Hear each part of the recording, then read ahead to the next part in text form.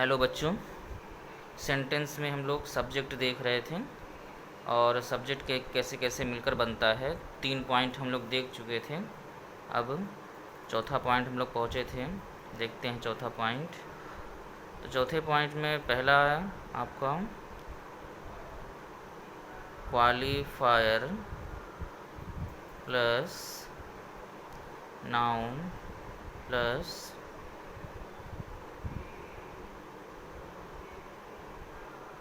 Adjective phrase plus other words, ये आया है ना। अभी तक हम लोग एडजेक्टिव तक देखे थे। हम लोग देखे थे determiner, adjective, noun plus other words, इतना हम लोग देखे थे। अब जो है एडजेक्टिव फ्रेज आ गया। अब फ्रेज क्या है ना। फ्रेज क्या है ये देखते हैं। फ्रेज जो है दो या दो से अधिक वर्ड से मिलकर बनता है ना। इसका अपना कोई कंप्लीट सेंस नहीं होता है, लेकिन ये सेंटेंस में दो या अधिक शब्दों से मिलकर बनता है। जैसे बोलते हैं in the country, in the morning, मतलब इस तरह के जैसे 2-3 शब्द से मिलकर बनता है, इसे फ्रेज कहते हैं, जिसको हम वाक्यांश कहते हैं, है ना। ये इसमें वर्ब नहीं रहता है, इसलिए कंप्लीट सेंस नहीं देता है, लेकिन एक सेंस रहता है, वाक्य को पूरा करता है, तो इसको फ्रेज कहते हैं। अब एक उदाहरण इसका देख लेते हैं कैसे सब्जेक्ट बनता है इससे। जैसे a girl seating in the corner,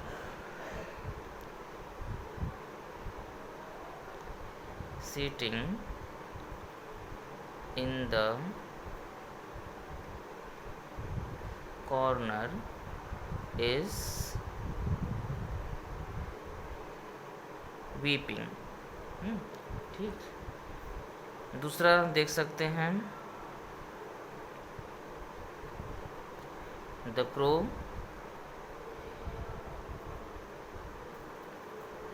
sitting on the tree flew away।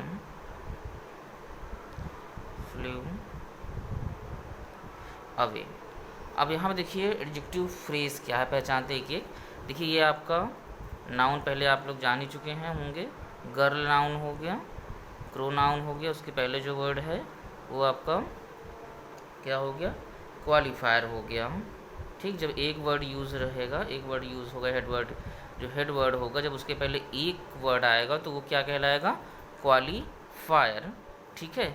अब इसके बाद नाउन पर एडजेक्टिव फ्रेज कैसे है, सीटिंग इन द कॉर्नर, मतलब एक लड़की जो सीटिंग मतलब कोने में बैठी हुई, मतलब एक लड़की जो कोने में बैठी, मतलब उस लड़की को क्वालिफाई कर रहा है। ये सीटिंग इन द कॉर्नर जो है ये वाक्यांश फ्रेज, ये गर्ल को क्वालिफाई कर रहा है, इसलिए इसको एडजेक्टिव फ्रेज कहा गया है।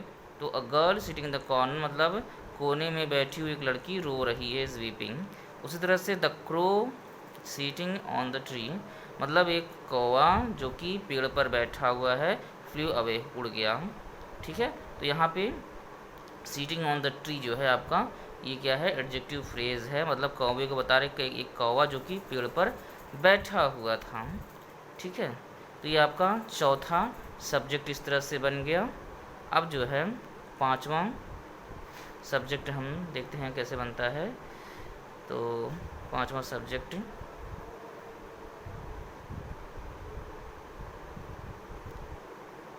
Determiner plus adjective plus noun plus adjective phrase plus other words. ठीक। अब ये एडजेक्टिव फ्रेज था, अब हम यहाँ पे एडजेक्टिव को भी लेकर आगे नाउन से पहले। ठीक।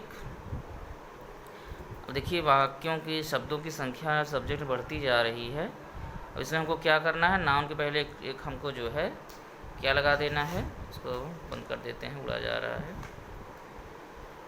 क्या करना है, एक एडजेक्टिव लगा देना है। जैसे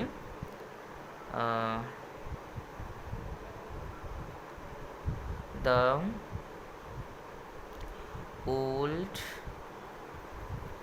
lady in the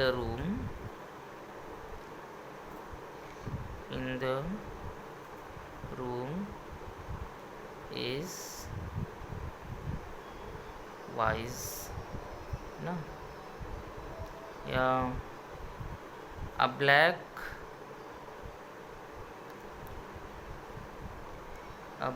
bird sitting on the tree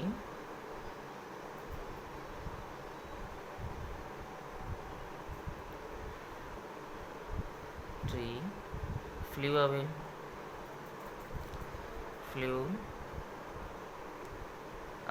ये दो एग्जाम्पल हो गए। अब देखिए, अब यहाँ पर देखिए नाउन से पहले इसमें क्या था, नाउन से पहले एडजेक्टिव नहीं था, यहाँ हमने नाउन से पहले एडजेक्टिव रख दिया है। ठीक, तो द ओल्ड लेडी, ये आपका नाउन पहले देख रहे थे, ये लेडी बर्ड नाउन हो गया, उससे पहले एडजेक्टिव ओल्ड ब्लैक आपका एडजेक्टिव हो गया, उसके पहले जब उसके पहले जो है, जब एडजेक्टिव के पहले कोई वर्ड आएगा तो वो क्या कहलाएगा, डिटर्मिनर, तो ये डिटर्मिनर हो गया।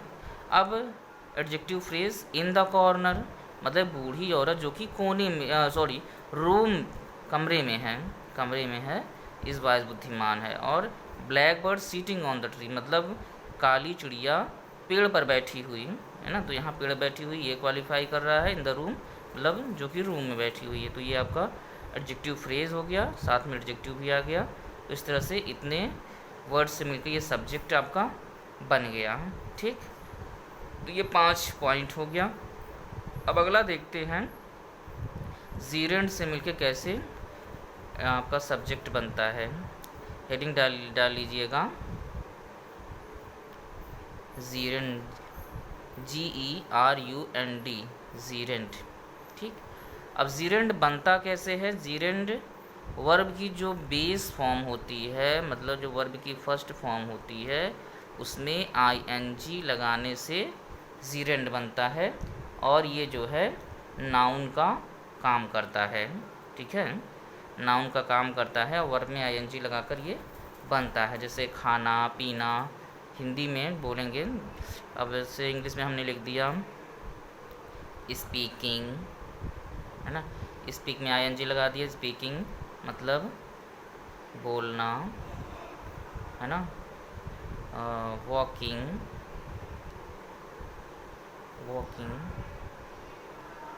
चलना या टहलना।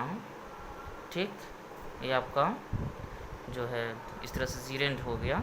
लेकिन जीरेंड यहाँ एज ए सब्जेक्ट हमको यूज़ करना है। ठीक है, एज ए वर्ब भी होता है, लेकिन हमको यहाँ पर एज ए नाउन यूज़ करना है, एज ए सब्जेक्ट यूज़ करना है।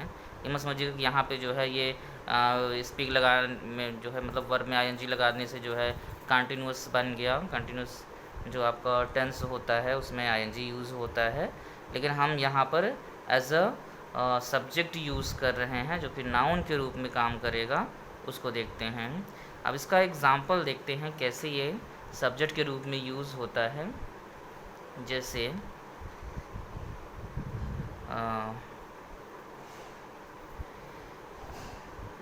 अगर ऐसे लिख दें, जीरेंड एज अ सब्जेक्ट। ठीक, एग्जाम्पल,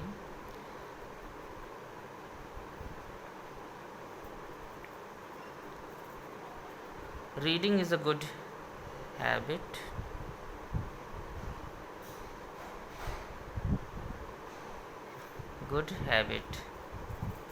है ना, reading is a good habit.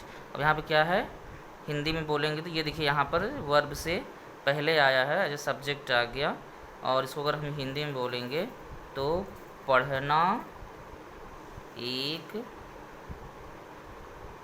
अच्छी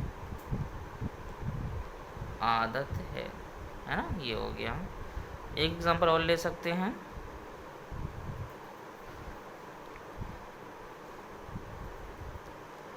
smoking is dangerous,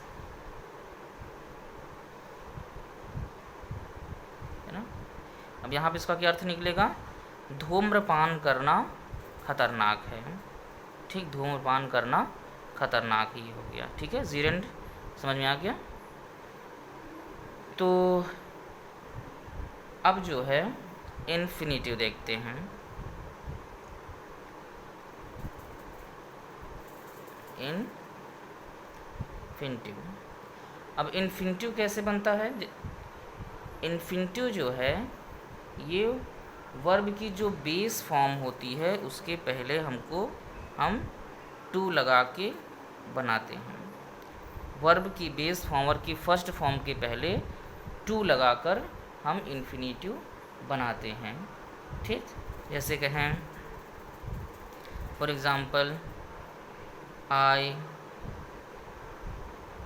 want to go, ये इन्फिनिटिव है ना, इस तरह से। तो अब इन्फिनिटिव एज ए सब्जेक्ट देखते हैं, वो क्या देखना है।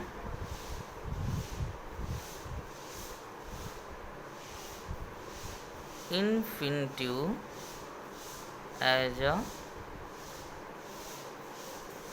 सब्जेक्ट हमको देखना है, ठीक। अब इन्फिनिटिव एज सब्जेक्ट देखेंगे तो वर्ब के पहले को लेकर आएंगे, ठीक। अब जैसे to walk is a good habit, ठीक।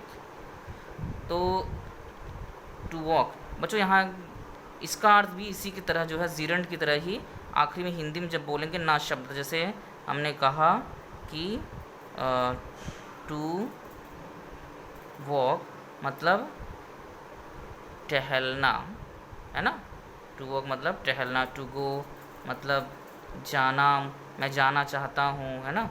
इसका अर्थ क्या हुआ, मैं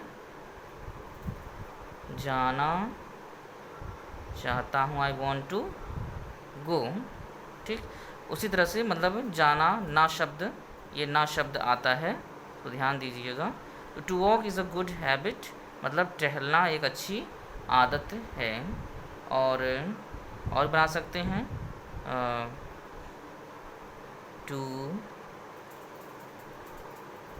स्मोक इज़ अ बैड